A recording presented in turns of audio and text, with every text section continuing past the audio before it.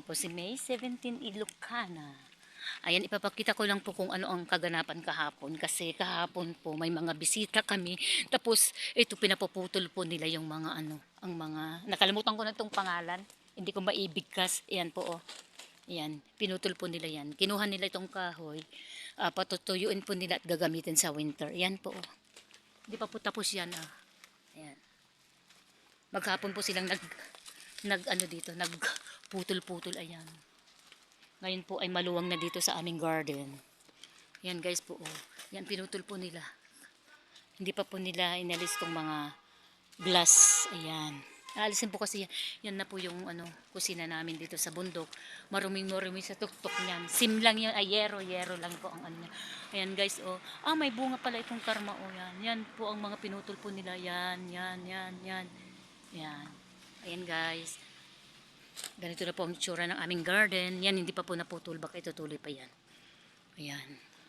Ang mga ano halaman ay namamatay na dahil hindi na nila dinidiligan kasi magwi-winter na nga ay ano rin, mamamatay rin sila. So yan, marami na pong pinutol guys. Oh, yan. Pinapakita ko pa lang sa inyo. Sinishare ko lang. Ito po, patay na, namamatay na po ito. Yan. Mamatay na po yung mga halaman dito sa garden. Hindi pa po sila naglinis kasi ano, baka itutuloy pa nila. Ayan.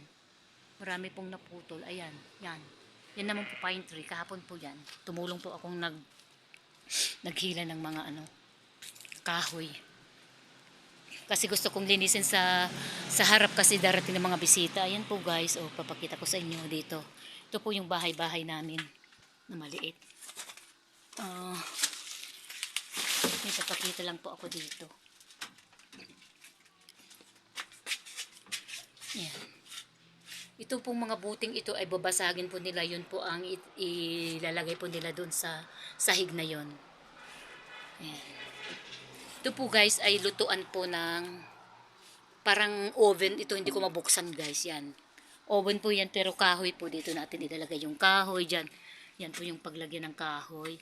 So, dito yung oven. So, ito pong oven na ito. Kahoy po ang gamit. Ang ganda, maganda sana sa Pilipinas pag ganito. Yan. Ayan guys, ito po yung mga bote. Hindi namin tinatapon.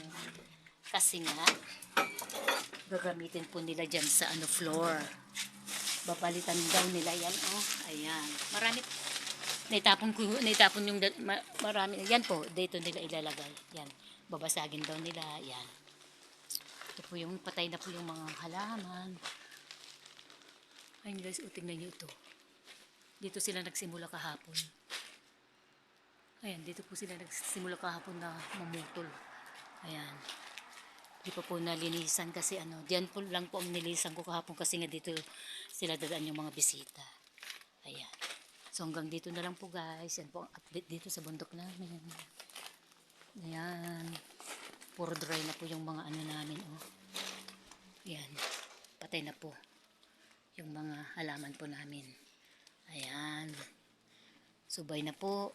Bye bye na ulit.